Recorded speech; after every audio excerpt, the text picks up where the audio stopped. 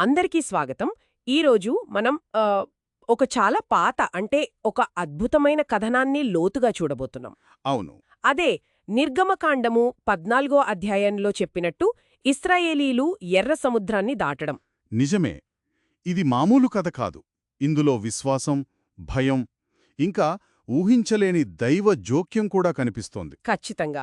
మన చర్చకు ఆధారం మీరు చెప్పినట్లే బైబిల్లోని నిర్గమకాండము 14వ అధ్యాయం. అవును.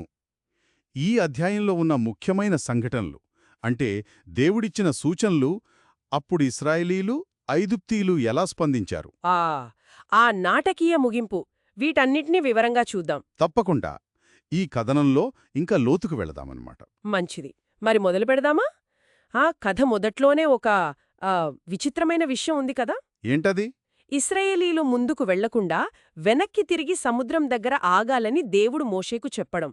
అది కొంచెం వింతగా అనిపించదు? అవును. మొదటిసారి వింటే అలాగే అనిపిస్తోంది. కాని చూడండి, కథనం ప్రకారం అది దేవుని వ్యూహంలో భాగం. వ్యూహమా? అవును. పీహిరోత్తు ముందు అంటే మిగ్దోలుకు సముద్రానికి మధ్య బయల్సెఫోనుకు ఎదురుగా అక్కడ క్యాంపు వేయమన్నాడు. ఎందుకు? ఎందుకంటే ఫరో ఈ వార్త వింటాడు కదా. విని ఇశ్రాయేలీయులు దారి తప్పారు, అడవిలో చిక్కుకుపోయారు, ఇక వాళ్ల పని అయిపోయింది అని అనుకోవాలని. ఓహో, అంటే ఫరోను తప్పుదారి పట్టించడానికా ఒక రకమైన ఎరవేశారన్మాట. అంతే, దాదాపు అంతే. దేవుని ప్లాన్ ఏంటంటే ఈ సిచ్యువేషన్ ఫరోను వాళ్ల వెంటపడేలా చెయ్యాలి. కథనం ప్రకారం దేవుడే ఫరో గుండెను కఠినం చేస్తాడు. దాంతో అతడు వాళ్లను తరుముతాడు. ఇది బైబిల్లో చాలాసార్లు వస్తుంది కదా ఈ పాయింట్. అవును.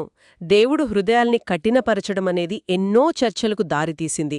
ఆయన సంకల్పం, మానవ స్వేచ్ఛ ఇవన్నీ. సరిగ్గా. మరి ఈ మొత్తం ప్లాన్ వెనుక అసలు ఉద్దేశమేంటి? ఫరోను అతని సైన్యాన్ని ప్రమాదంలోకి నెట్టడమా లేకింకేదైనానా? కథనం చాలా క్లియర్గా చెప్తోంది. అంతిమ లక్ష్యం దేవుని మహిమను చూపించడం. మహిమనా? అవును. నేను ఫరో వల్ల, అతని సేన వల్ల మహిమ పొందుతాను. అప్పుడు నేనే యెహోవానని ఐగుప్తీయులు తెలుసుకుంటారు అని దేవుడు మోషేతో అన్నాడు.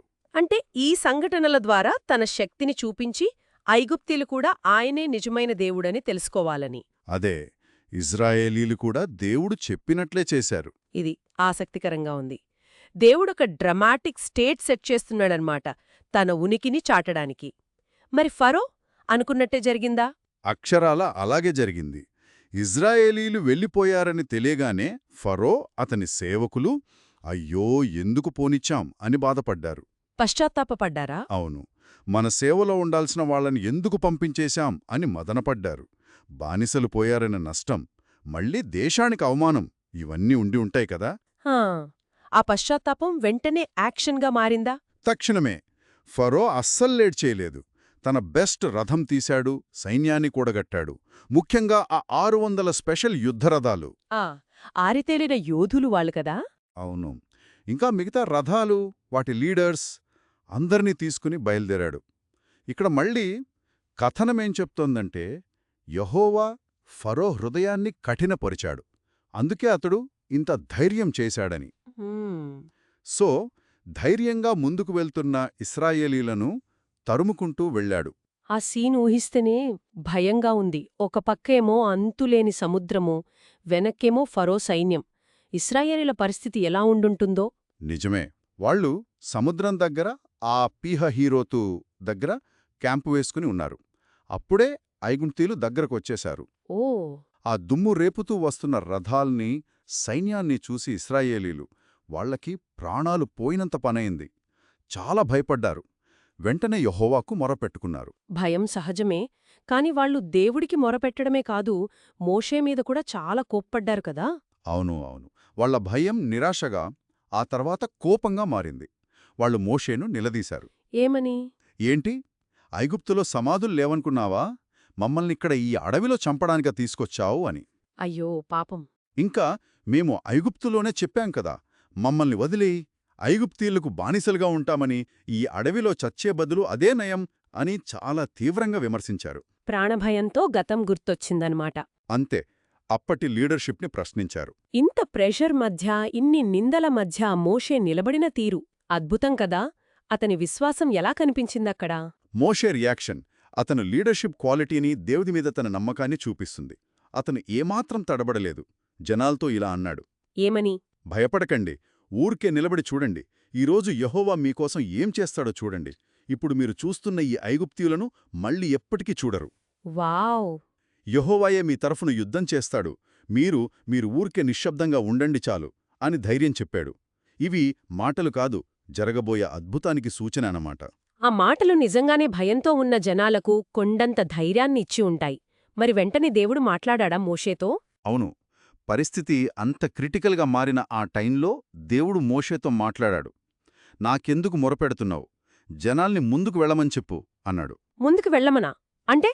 ఇది చాలా ఇంపార్టెంట్ పాయింట్. అంటే ప్రార్థించే టైం అయిపోయింది, ఇక యాక్షన్ తీసుకోవాలి, నమ్మకంతో ముందడుగు వేయాలి అని దేవుడు చెప్తున్నాడు. యాక్షన్ అంటే? ఏం చేయమని చెప్పాడు దేవుడు? చాలా క్లియర్ ఇన్స్ట్రక్షన్స్ ఇచ్చాడు. నీ కర్ర పైకెత్తు, సముద్రం వైపు నీ చేయి చాపు, దాన్ని రెండుగా చీల్చు. సముద్రాన్ని చీల్చమనా? అవును, అప్పుడు ఇశ్రాయేలీలు సముద్రం మధ్యలో ఆరిన నేలమీద నడిచి వెళ్తారు అన్నాడు. అదే టైంలో తాను మళ్లీ ఐగుప్తీల మనసులను కఠినం చేస్తానని. మళ్ళీనా? అవును, వాళ్లు ఇశ్రాయేలీల వెంట పడతారని, ఫరో సైన్యం ఆ రథాలు గుర్రాలు నాశనమైపోతాయని, దాని ద్వారా తాను మహిమ పొందుతానని, తానే యెహోవానని ఐగుప్తీలు తెలుసుకుంటారని మళ్లీ తన ప్లాన్ను వివరించాడు. ఇదే సమయంలో ఇంకో అద్భుతం కూడా జరిగింది కదా? ఆ దేవదూత, మేఢస్తంభం, వాటి రోలేంటి? అది ఆ రాత్రి జరిగిన చాలా కీలకమైన విషయం. ఇశ్రాయేలీయుల ముందు నడుస్తున్న దేవుని దూత, ఆ మేఘస్తంభం రెండూ వెనక్కి వెళ్లాయి. వెనక్కి వెళ్ళాయా? అవును, ఇశ్రాయేలీల క్యాంపుకి, ఐగుప్తీయుల క్యాంపుకి మధ్యలో నిలబడ్డాయి. ఓ, అడ్డుగా నిల్చాయన్నమాట. సరిగ్గా. ఆ మేఘం ఐగుప్తీయుల వైపేమో చీకటిని, భయాన్ని ఇచ్చింది. ఇశ్రాయేలీల వైపేమో రాత్రంతా వెలుగిచ్చింది. ఒకే మేఘం రెండు రకాలుగా పనిచేసిందా? అవును, దానివల్ల ఆ రాత్రి రెండు సైన్యాలు ఒకరి దగ్గరికి ఒకరు వెళ్లలేకపోయారు. ఒక ప్రొటెక్షన్ షీల్డులా పనిచేసింది. అసాధారణం. ఆ తర్వాత మోషే దేవుడు చెప్పినట్టు చెయ్యి చాపాడా సముద్రం వైపు? అవును, మోషే దేవుడి మాట విన్నాడు. తన చెయ్యి సముద్రం వైపు చాపగానే యెహోవా ఆ రాత్రంతా ఒక బలమైన తూర్పుగాలిని వీచేలా చేశాడు. తూర్పు గాలియా? అవును, ఆ గాలి నీటిని వెనక్కి నెట్టేసింది. సముద్రం అడుగుభాగం ఆరిన నేలగా మారిపోయింది. నీళ్లు రెండుగా విడిపోయాయి. నీళ్ళు అలా రెండుగా విడిపోయి నిలబడటం నమ్మశక్యంగా లేదు. మరి ఇశ్రాయేలీలు ఆ దారిలో నడిచారా? సరిగ్గా అదే జరిగింది. బైబిల్ ఏం చెప్తుందంటే, ఇశ్రాయేలీలు సముద్రం మధ్యలో ఆరిన నేలమీద నడిచి వెళ్లారు. మ్మ్. ఇక్కడ ఇంకా ఆశ్చర్యకరమైన విషయమేంటంటే, వారి కుడి పక్కన ఎడమ పక్కనున్న నీళ్లు వారికి గోడల వలె నిలిచాయి. నీటి గోడలా? అవును, నీటి గోడల మధ్య ఆరిపోయిన నేలమీద అంత జనం నడిచి వెళ్లడం, అది ఊహించడానికే కష్టంగా ఉంది కదా. నిజంగా అద్భుతం, మాటల్లేవు. మరి ఐగుప్తీలు, వాళ్ళని వెంబడిస్తున్న వాళ్ళు ఆగిపోయారా ఈ అద్భుతం చూసి? లేదు లేదు, వాళ్ల కళ్ళు అప్పటికే ఆ గర్వంతో పట్టుదలతో మూసుకుపోయున్నాయి. ఫరో గుర్రాలు, రథాలు, సైనికులు, మొత్తం ఆర్మీ ఇశ్రాయేలీల వెంటబడుతూ ఏమాత్రం ఆలోచించకుండా సముద్రం మధ్యలోకి దూకేశారు, ఆ ఆరిన నేలమీదికి. వాళ్ళు కూడా ప్రవేశించారా? సరే, మరి వాళ్ళ ప్రయాణం ఎలా సాగింది? ఇశ్రాయేలీయుల్లాగే ఈజీగా వెళ్లారా? లేదు, అక్కడే కథ మారింది. తెల్లవారుజామున యెహోవా ఆ అగ్ని మేఘం ఉన్న స్తంభంలోంచి ఐగుప్తీయుల సైన్యం వైపు చూసి వాళ్లలో కన్ఫ్యూజన్ క్రియేట్ చేశాడు, వాళ్లను కలవరపరిచాడు. కలవరపరచడమంటే వాళ్ళకి ఏమైంది? ఆ తర్వాత జరిగింది వాళ్లను ఇంకా ఇబ్బంది పెట్టింది. దేవుడు వాళ్ల రథచక్రాలు ఇసుకలో కూరుకుపోయేలా లేదా ఊడిపోయేలా చేశాడు. అయ్యో! దాంతో వాళ్లు రథాలను లాగడానికి చాలా కష్టపడ్డారు. స్పీడ్ తగ్గిపోయింది, ప్రయాణం నరకంలా మారింది. అప్పుడు ఐగుప్తీయులకు అర్థమైంది. ఏమర్థమైంది వాళ్ళకి? వాళ్లు ఒకరితో ఒకరు అనుకోవడం మొదలుపెట్టారు. ఇశ్రాయేలీల దగ్గరుండి పారిపోదాం రండి, యెహోవా వాళ్లకోసం మనతో యుద్ధం చేస్తున్నాడు అని. చివరికి గ్రహించారన్నమాట. అవును, ఇది మామూలు విషయం కాదని, ఇది ఇశ్రాయేలీల దేవుడు చేస్తున్న పని అని గుర్తించారు. కాని వాళ్ళు పారిపోయేలోపే టైం అయిపోయిందా? దేవుడు మోషేకు ఇంకో ఆర్డర్ ఇచ్చాడా? అవును, వాళ్ల ప్రయత్నం వేస్ట్ అయింది. యెహోవా మోషేతో ఐగుప్తీల మీదకు, వాళ్ల రథాల మీదకు, గుర్రాల మీదకు నీళ్లు మళ్లీ వచ్చేలా నీ చెయ్యి సముద్రం మీద చాపు అని ఆజ్ఞాపించాడు. ఆ తర్వాత ఏం జరిగింటుందో ఊహించొచ్చు. మోషే మళ్లీ సముద్రం మీద చెయ్యి చాపాడు. ఉదయం అవ్వగానే సముద్రం మళ్లీ మామూలుగా అయిపోయింది. నీళ్లు వెనక్కి వచ్చేశాయి. అయ్యో! పారిపోవడానికి ట్రై చేస్తున్న ఐగుప్తీయులను ఆ నీళ్ల ప్రవాహం పూర్తిగా ముంచేసింది. యెహోవా వాళ్లను సముద్రం మధ్యలోనే నాశనం చేశాడు. అందర్నీనా? అవును, వెనక్కి వచ్చిన నీళ్లు రథాలను, సైనికులను, ఫరో ఆర్మీ మొత్తాన్ని, ఎవరైతే సముద్రంలోకి వెళ్లారో వాళ్లందర్నీ కప్పేశాయి. కథనం చివర్లో ఏం రాసుందంటే వారిలో ఒక్కడు కూడా మిగల్లేదు. ఒక్కరు కూడా మిగల్లేదా? సంపూర్ణ వినాశనం. ఐగుప్తు సైనిక శక్తి అంతా ఒక్క రాత్రిలో పోయింది. మరి అవతలి ఒడ్డున ఇశ్రాయేలీలు, వాళ్ల పరిస్థితేంటి? కథనం మళ్లీ వాళ్లు సేఫని చెప్తుంది. అయితే ఇశ్రాయేలీలు ఆరిన నేలమీద సముద్రం మధ్యలో నడిచి వెళ్లారు. నీళ్లు వారి కుడి పక్కన, ఎడమ పక్కన గోడలవలే నిల్చాయి. వాళ్లు సేఫ్గా అవతలి ఒడ్డుకు చేరుకున్నారు. హమ్మయ్యా! ఈ భయంకరమైన, అద్భుతమైన సంఘటన అంతా అయ్యాక వాళ్లు ఎలా రియాక్ట్ అయ్యారు? ఆ రక్షణ చూసి చచ్చిపోయిన ఐగుప్తీయుల శవాలు సముద్రం ఒడ్డుకు కొట్టుకురావటం కూడా చూశారు. అది వాళ్లకు తిరుగులేని ప్రూఫ్ అన్నమాట. దాని ప్రభావం వాళ్ల నమ్మకం మీద, దేవుడి పట్ల వాళ్ల యాటిట్యూడ్ మీద ఎలా ఉంది? చివరి వచనం దీని క్లియర్గా చెప్తుంది. యెహోవా ఐగుప్తీయులకు చేసిన ఆ గొప్ప కార్యాన్ని ఇశ్రాయేలీలు చూశారు. ఆ తర్వాత? దానివల్ల ప్రజలు యెహోవాకు భయపడ్డారు. అంటే భక్తితో కూడిన గౌరవం చూపించారు. వాళ్ళు యెహోవాను, ఆయన సేవకుడైన మోషేను నమ్మారు. చూసిన అద్భుతం వాళ్లల్లో దేవుడి పట్ల భక్తిని పెంచింది, మోషే మీద నమ్మకాన్ని కూడా బలపరిచింది. అవును. స్పష్టంగా ఉంది. ఈ కథనాన్ని మనం ఇంత వివరంగా చూసినప్పుడు ఇందులో దేవుని శక్తి ఎంత గొప్పగా కనబడుతోందో, భయానికి నమ్మకానికి మధ్య ఎంత పెద్ద యుద్ధం జరిగిందో. నిజమే.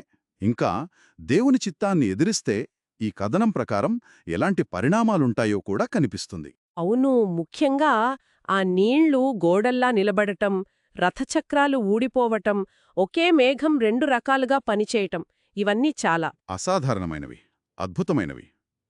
ఈ సంఘటనలు కేవలం జరగడమే కాదు, అవి దేవుని శక్తికి, సంకల్పానికి, రక్షణకు సింబల్స్గా నిలుస్తాయి. సరే, ఈ లోతైన విశ్లేషణను ముగించే ముందు వింటున్న వారి ఆలోచనలకు ఒక చిన్న ప్రశ్న వేద్దాం. అడగండి. ఈ మూలం ఆధారంగానే మనం ఇప్పటిదాకా నేరుగా మాట్లాడని విషయం, ఇంత గొప్ప విమోచన తర్వాత దేవుడి శక్తిని ఇలా కళ్ళారా చూశాక ముందు ముందు ఆ అరణ్య ప్రయాణంలో వచ్చే కొత్త కష్టాలను ఎదుర్కోవడంలో ఇజ్రాయేలీయుల నమ్మకం, దేవుడిపై వాళ్ళాధారపడే విధానం లాంగ్ టర్మ్లో ఎలా మారి ఉండొచ్చు? మంచి ప్రశ్న. ఈ ఒక్క సంఘటన వాళ్ల జాతీయ గుర్తింపును, ఒక గ్రూపుగా వాళ్ల ఐక్యతను, ఆత్మవిశ్వాసాన్ని ఎంత బలంగా ప్రభావితం చేసి ఉండవచ్చు ఆలోచించండి.